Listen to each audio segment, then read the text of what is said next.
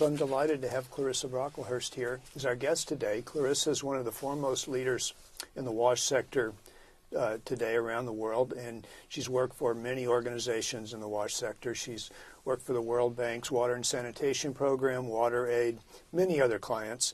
From 2007 to 2011, she was chief of UNICEF's Water, Sanitation, and Hygiene section. Today, she's an independent WASH consultant operating out of Ottawa, Canada, and she's also an adjunct professor here at UNC.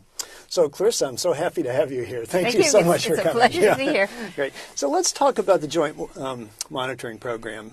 When I started in the sector years ago, we really didn't have a very good picture of what was going on the ground in the water and sanitation field. And that's changed now with the Joint Monitoring Program. So tell us how that happened. So the Joint Monitoring Program has a long history. It's a program that is implemented as a partnership between WHO and UNICEF, and it's probably one of the more successful interagency partnerships.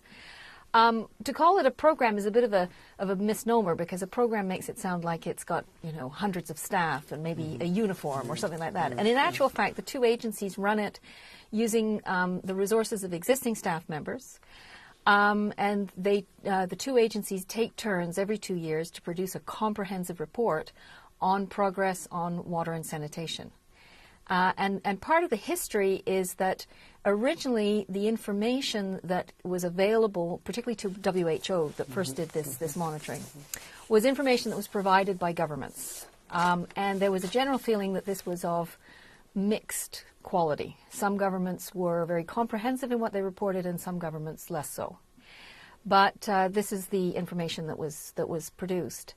And then around the time of the World Summit for Children, which was in 1995, I believe, water and sanitation became a big priority for UNICEF. And so UNICEF sort of joined forces with WHO, and the two agencies started reporting on water and sanitation together. And this was before your time. This was before my time. Right.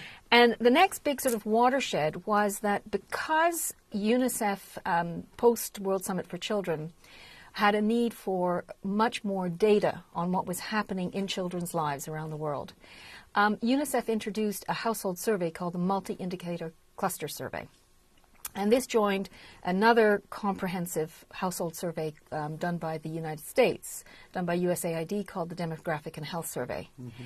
And these two surveys, done at spacing of about 3 to 5 years in most developing countries, contributed to a sort of data revolution. So all of a sudden, after a few years, there was far more household survey data than there had been before. How big were the sample sizes on these new surveys? The sample sizes vary from country to country. They tend to be large enough so that you can say with reliable, certainty what is happening in the country. But in very few countries are they large enough that you can disaggregate below national level. Mm-hmm. The only exception is India. Mm-hmm. India has a large enough sample size that you can actually do analysis at state level, which, as you know, for India is extremely important because the states are so different. Mm-hmm. I believe that the DHS surveys have a larger sample size than the multi-indicator cluster surveys. Mm-hmm. But the two surveys coordinate very closely with each other. And one thing that the two surveys have in common is they both have a module of questions specifically on water and sanitation. So after a few years, it became clear that now there was a body of data from household surveys on what users said they were doing in terms of water and sanitation. What was their primary source of water? Mm-hmm. Where did they defecate? Mm-hmm. How far did they walk for water? Mm-hmm.